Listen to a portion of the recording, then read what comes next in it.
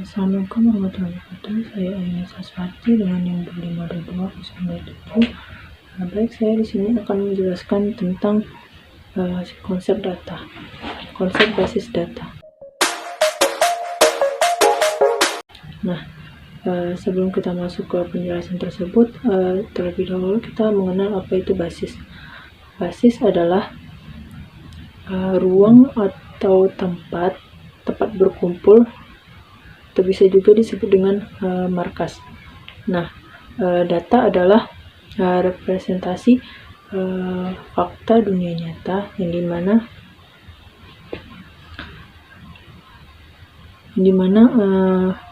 diwakili oleh suatu objek, contohnya seperti manusia, hewan, sepertinya manusia, benda, ataupun kejadian.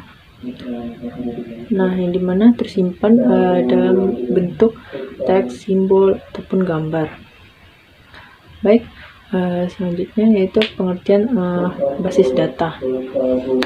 Basis data adalah kumpulan item data yang dimana kumpulan ini saling berhubungan satu dengan yang lainnya, yang terstruktur pada komputer, dan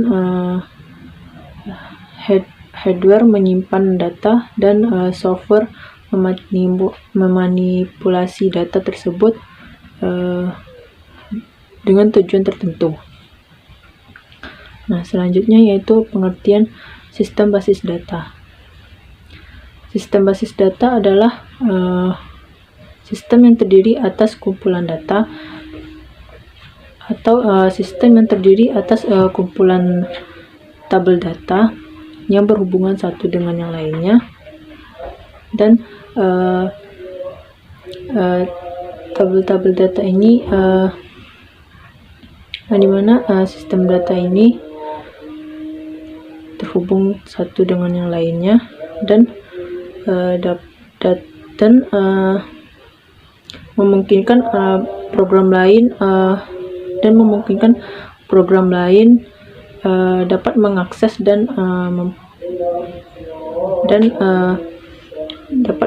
dan manipulasi tabel-tabel tersebut. Nah, selanjutnya yaitu adapun komponen-komponen struktur data. Adapun komponen-komponen sistem basis data ini, nah komponen-komponennya itu yang pertama perangkat keras, yang dimana perangkat keras ini terdapat di dalam sistem basis data. Contohnya seperti hard disk. Yang kedua yaitu operasi sistem, yang dimana pada operasi sistem ini merupakan memfungsikan dan mengaktifkan sistem komputer, dan mengendalikan sumber daya yang ada pada komputer, dan melakukan proses-proses pada dalam sistem komputer. Nah, yang selanjutnya yaitu manajemen sistem. Nah, pada manajemen sistem ini mengolah secara fisik, tapi tidak dapat dipakai secara langsung oleh pemakai,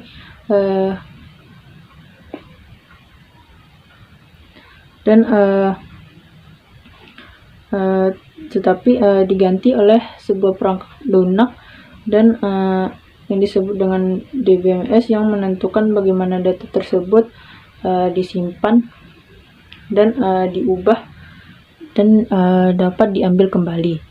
Nah, selanjutnya yaitu pemakai. Sistem basis data ini, pemakai berinteraksi kepada sistem basis data dan manipulasi data tersebut dalam bentuk penulisan pada program. Nah, selanjutnya yaitu aplikasi atau perangkat lain. Nah, aplikasi ini bergantung kepada kebutuhan. Selanjutnya yaitu tujuan dari basis data. tujuan dari basis data yaitu mengatur data atau mengorganisasikan data agar dapat terjaga, agar dimudahkan dan cepat dalam pengambilan data kembali. Yang kedua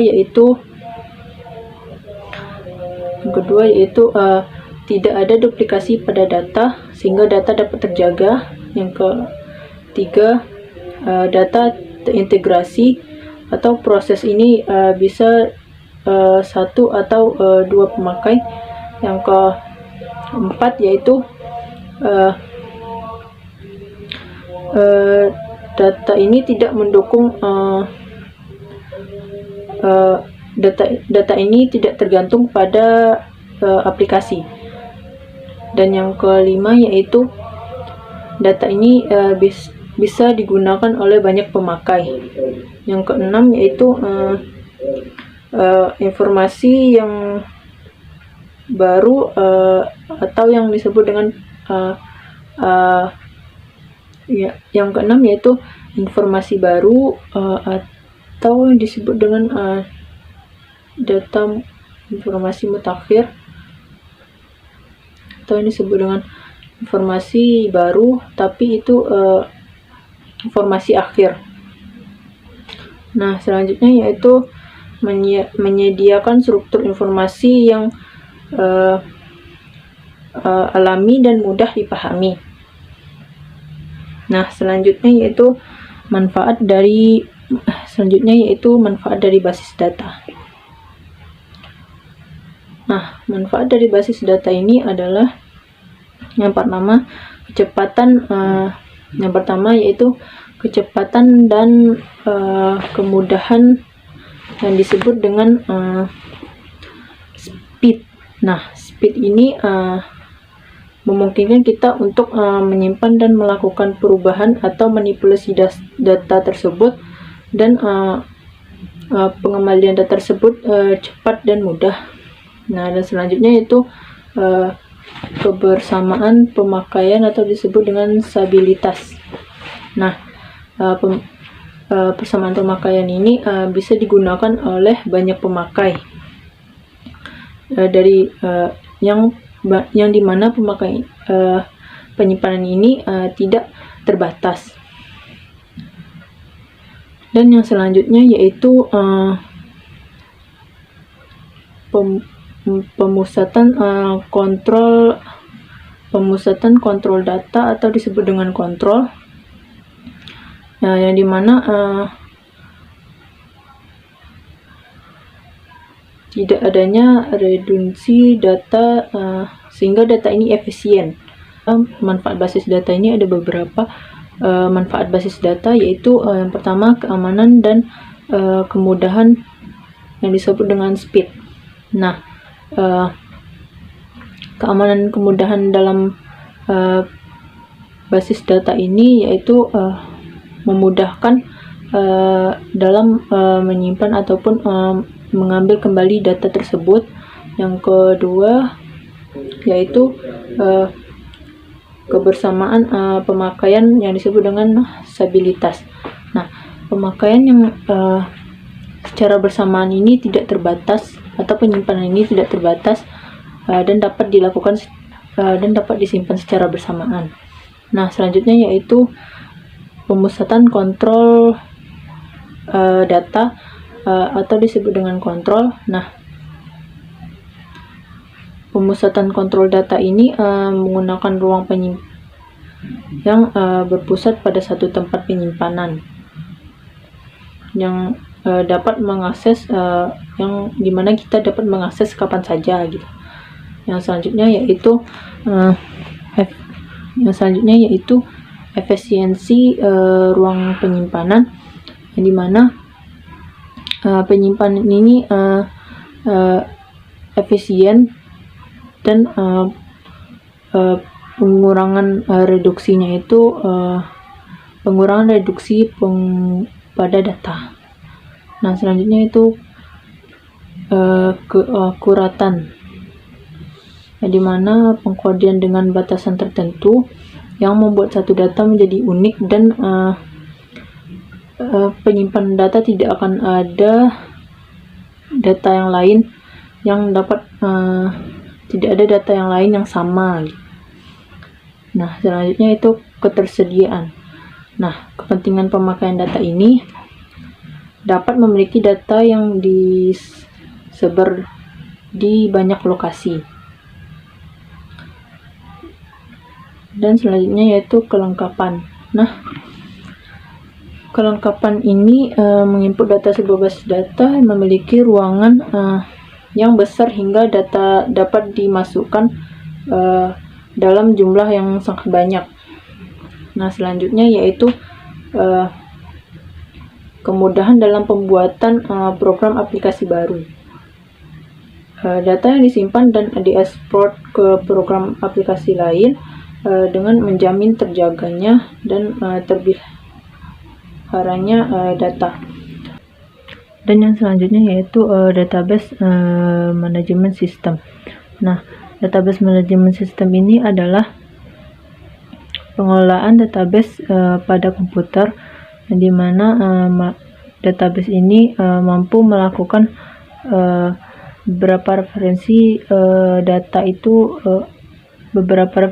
data yang sama. Nah, DBMS ini merupakan tipe data general yang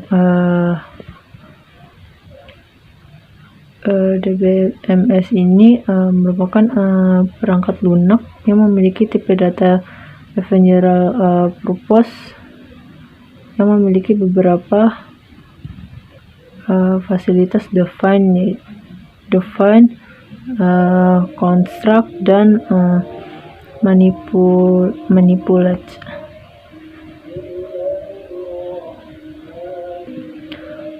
Define itu adalah fungsinya untuk melakukan spesifikasi pada tipe data atau struktur. Construct itu adalah melakukan proses penyimpanan.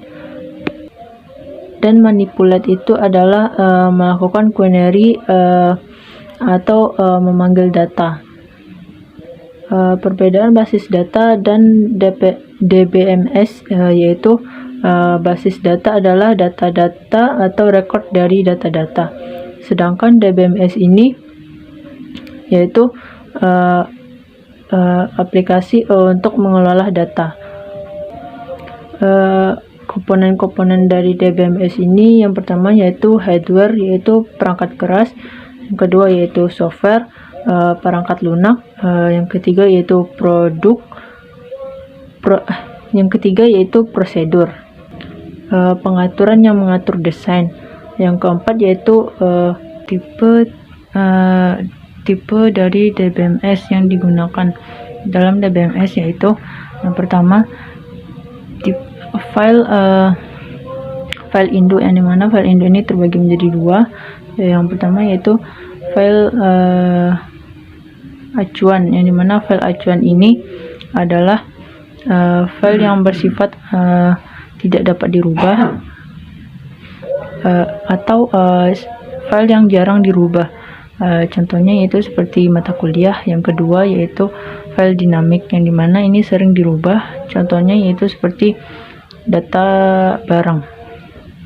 Dan selanjutnya yaitu file transaksi, yang dimana file transaksi ini merupakan hasil dari transaksi yang terjadi. Contohnya itu seperti transaksi penjualan. Nah, selanjutnya yaitu file laporan, di mana file laporan ini merupakan bukti dari hasil yang akan ditampilkan. Nah, selanjutnya yaitu file sejarah. Nah, di mana pada file sejarah ini file yang sudah terhapus tapi masih ada pada file yang tersimpan, dan file yang sudah, atau yang disebut file yang sudah tidak aktif tapi masih tersimpan. Nah, yaitu yang selanjutnya yaitu file perlindungan. File perlindungan ini adalah file ini sudah dihapus tetapi masih ada pada penyimpanan cadangan. Baik, di sini saya akan menjelaskan tentang pada bab 2, yaitu tentang basis data relasional. Basis data relasional ini adalah cara mengelola data secara fisik ke dalam memori. Nah, data ini menggunakan tabel 2 dimensi yang terdiri dari baris dan kolom. Nah, yang memberikan gambaran sebuah berkas data. Nah, basis data relasional ini memiliki keunggulan, yaitu bentuknya yang sederhana. Yang kedua yaitu mudah untuk menggunakan dalam mengoperasikan data. Yang ketiga, yang selanjutnya yaitu istilah-istilah dari basis data relasional. Nah, istilahnya itu yang pertama, relasi. Relasi ini merupakan tabel yang terdiri atas beberapa baris dan beberapa kolom. Yang kedua yaitu atribut. Atribut ini adalah yang merupakan kolom dari sebuah relasi. Yang ketiga yaitu tuple, yang tuple ini merupakan baris dari sebuah relasi. Yang keempat yaitu domain, adalah nilai yang valid. Yang kelima yaitu derajat, merupakan jumlah nilai dari atribut. Dan selanjutnya yaitu yang keenam, yaitu cardinality. Contoh dari cardinality yaitu pada gambar. Baik, selanjutnya yaitu tentang relational key. Relational key ini adalah merupakan atribut yang mengidentifikasi pada sebuah tabel. Nah, tabel yang baik, selanjutnya yaitu tentang relational key. Relational key ini adalah atribut yang mengidentifikasi pada sebuah tabel. Nah, relational key ini memiliki macam-macam, yaitu yang pertama super key, yang dimana sekumpulan atribut yang mengidentifikasi sebuah garis atau sebuah baris pada tabel relasi. Nah, yang kedua yaitu candidate key. Candidate key ini adalah relasi yang memungkinkan lebih dari satu key. Yang ketiga yaitu primary key. Primary key ini adalah yang mengidentifikasi key. Yang kelima yaitu alternative key. Alternative key ini adalah satu kelompok relasi yang memiliki atribut dari primary key. Baik, selanjutnya yaitu tentang relational integrity rules. Yang dimana relational integrity rules ini ada beberapa. Yang pertama yaitu null. Yang dimana null ini atribut tidak diketahui, tidak cocok untuk baris tertentu. Nah, selanjutnya yaitu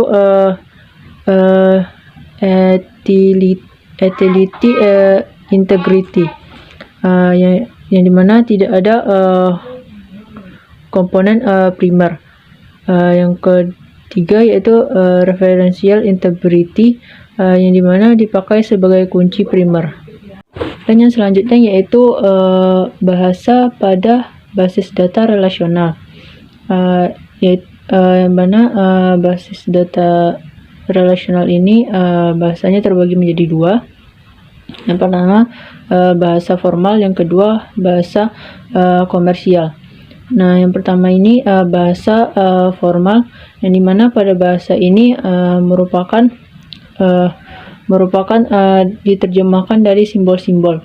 Nah, yang contohnya seperti kalkulus relasional. Yang kedua yaitu seperti aljabar relasional.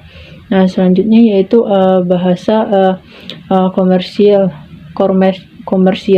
Nah, bahasa komersial ini merupakan dirancang oleh programmer yang menjadi suatu program aplikasi yang dimana dipakai agar lebih mudah.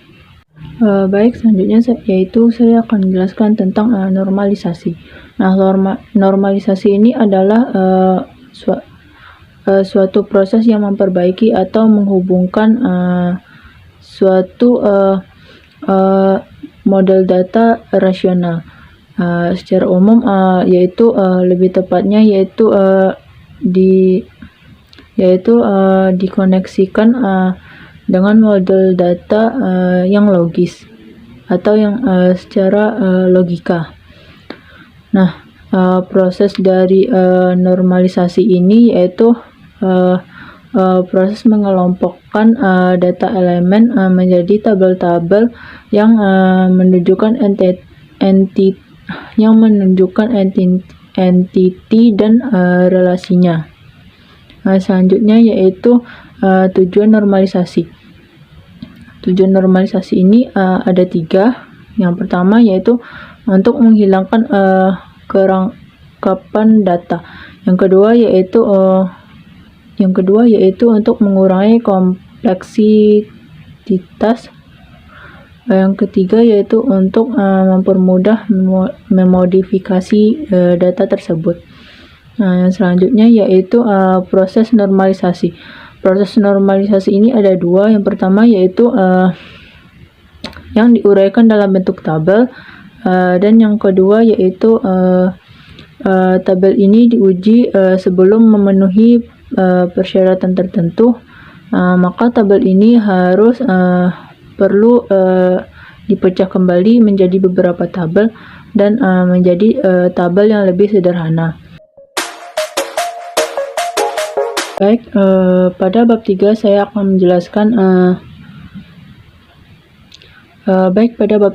akan menjelaskan tentang siklus hidup perancangan basis data. Yang dimana pada yang pertama yaitu perancangan database. Pada perancangan database ini manajemen yang memungkinkan tahapan dari database ini direalisasikan seefektif dan seefisien mungkin.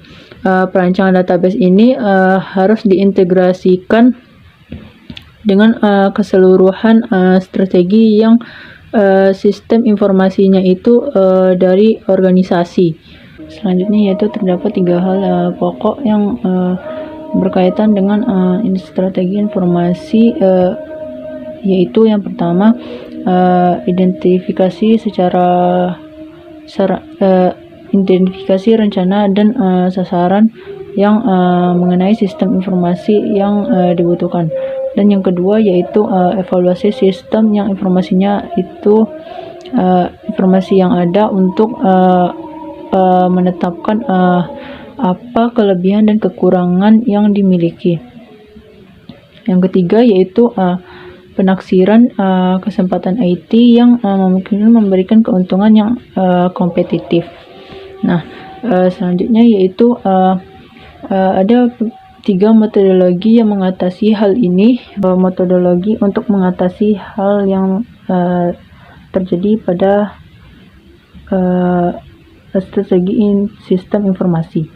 Nah, yang pertama yaitu database planning atau mission statement. Nah, mission ini untuk mendefinisikan tujuan utama dari aplikasi database. Nah, yang kedua yaitu mengarahkan database tersebut, mengarahkan database project.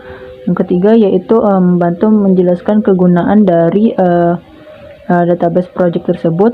Yang selanjutnya yaitu database planning mission objectives, yaitu ketika mission statement ini telah didefinisikan, maka mission objektif ini akan didefinisikan. Nah, selanjutnya yaitu setiap objek itu harus mendefinisikan tugasnya khususnya yang harus didukung oleh database. Nah, selanjutnya yaitu database planning ini juga harus menyatakan ke pengembangannya itu standar yang ada standar-standar yang menentukannya. Yang pertama itu bagaimana data dikumpulkan, yang kedua menspesifikasikan format pada atau bentuk datanya, yang ketiga yaitu dokumentasi penting apakah yang akan diperlukannya, dan yang keempat yaitu bagaimana desain yang diimplementasikannya itu harus dilakukan atau harus dijalankan.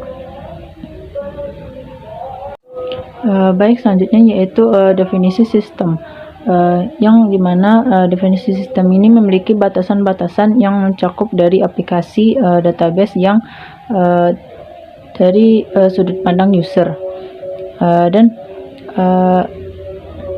user view ini mendefinisikan apa yang diwajibkan dari aplikasi database. Yang pertama yaitu aturan dari kerja khususnya, yang kedua yaitu area aplikasi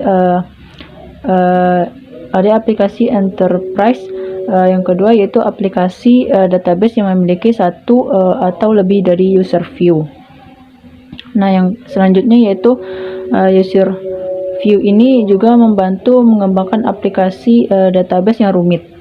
Nah, selanjutnya yaitu analisis dan pengumpulan kebutuhan, yang dimana atau yang disebut dengan requirements collection and analysis. Nah, yang dimana pengumpulan dan analisis informasi mengenai bagian operasi yang didukung oleh aplikasi database, dan informasi ini diidentifikasikan membutuhkan user ke sistem yang baru. Ada tiga informasi yang dikumpulkan. Yang pertama deskripsi data yang akan digunakan, yang kedua yaitu detail mengenai bagaimana data tersebut digunakan, yang ketiga yaitu berapa kebutuhan tambahan untuk aplikasi database ini, aplikasi tambahan database baru ini. Selanjutnya yaitu saya akan menjelaskan tentang database design, yang dimana merupakan suatu proses pembuatan sebuah desain yang database-nya akan mendukung tujuan dan operasi suatu enterprise. Tujuan utamanya yaitu yang pertama mempresentasikan data dan relationship antara data yang dibutuhkan oleh seluruh area aplikasi oleh seluruh area aplikasi utama. Yang kedua yaitu menyediakan model data yang mendukung segala transaksi yang diperlukan pada data. Yang ketiga yaitu memspesifikasikan desain yang minimalnya dengan cara dapat disusun dan memenuhi kebutuhan performanya. Nah, selanjutnya yaitu pendekatan pada desain database. Pada desain database ini ada 4 pendekatan. Yang pertama itu top down. Top down ini adalah pembentukan model data yang berarti yang berisi beberapa entitas high level dan relationship. Yang kedua yaitu bottom up. Bottom up ini adalah atribut dasar yang dengan analisis dari penghubung antar atribut. Yang ketiga yaitu inside out. Inside out ini adalah pendekatan bottom up tetapi sedikit berbeda dengan identifikasi awal entitasnya. Yang ketiga yaitu mixed, yang dimana mixed ini adalah pendekatan bottom up dan top down untuk bagian yang berbeda dengan sebelumnya, dan pada akhirnya itu digabungkan. Selanjutnya yaitu penjelasan tentang aplikasi desain. atau application design. Yang pertama yaitu interaction design, di mana satu aksi atau serangkaian aksi, yang dimana dia memiliki level-level aksi yang dibutuhkan pada database. Yang pertama yaitu data yang akan digunakan oleh transaksi. Yang kedua karakteristik fungsional. Yang ketiga output transaksi. Yang keempat yaitu keuntungannya bagi user. Yang kelima yaitu tingkat kegunaan yang diharapkan. Yang kedua yaitu terdapat 3 tipe transaksi. Yang pertama traveler transaction, yang kedua update transaction, yang ketiga yaitu mixed transaction. Selanjutnya yaitu user interface design. Pada user interface design ini memiliki aturan pokok. Yang pertama yaitu meaningful title, yang dimana diusahakan pemberian nama suatu form atau cukup jelas menerangkan kegunaannya. Yang kedua yaitu comprehensible instruction, penggunaan terminologinya familiar untuk menyampaikan instruksi. Yang ketiga yaitu logical grouping and sequential of the field, yang saling berhubungan ditempatkan pada from. Yang keempat yaitu visually appealing layout of the from. Yang kelima yaitu familiar file bebas, penggunaan label yang familiar. Yang ketujuh yaitu konsisten. Yang keenam yaitu konsisten terminologi dan abbreviationnya, singkatan yang digunakan harus konsisten. Baik, selanjutnya yaitu penjelasan tentang prinsip-prinsip perancangan basis data. Prinsip-prinsip perancangan basis data ini adalah integritas menyatu maka antara satu file dengan file yang lainnya. Nah, file yang satu dengan yang lainnya ini harus saling berhubungan atau relationship. Nah, selanjutnya yaitu perencanaan database ini adalah model data logika, yang satu teknik untuk menjelaskan baik struktur informasi dan struktur aturan sebagai masukan pada proses informasi bisnis, dan aturan sebagai masukan pada proses perencanaan database. Adapun rancangan dari database itu yaitu memiliki perspektif globalnya, yang dimana harus dipandang dari sisi dipandang dari sisi keseluruhan sistemnya. Contohnya seperti database mekanik, yaitu bagian jurusan yang dimana yang kedua yaitu gunakan perancangan atas bawah. Nah, perancangan atas bawah ini harus terdiri harus dari atasan terlebih dahulu. Dan selanjutnya yaitu berikan informasi secara selektif, di mana informasi ini yang sesuai. Yang keempat yaitu yang selanjutnya berikan database ini yang berbeda untuk manajemen yang beda. Contohnya yaitu untuk dosen biasa. Nah, sebagai dosen pembimbing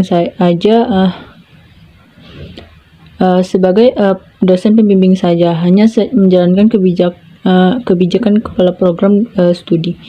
Nah, selanjutnya itu jangan mengubah file yang ada. Tidak boleh asal mengubah file ini, karena ini akan berpengaruh terhadap database. Dan selanjutnya itu pada bab 4 saya akan menjelaskan tentang pemodelan data. Pemodelan data ini yang pertama yaitu basis data relasional. Pada basis data relasional ini terkait ada 3 aspek. Yang pertama yaitu struktur data, integritas data, dan manipulasi data. Nah, variabel atau vs flu. Variabel vs flu, yang dimana relation variabel ini adalah sebuah relasi yang skemanya itu terdefinisi. Yang kedua yaitu relation flu adalah nilai yang dikandung suatu relasi yang pada suatu waktu pada basis data.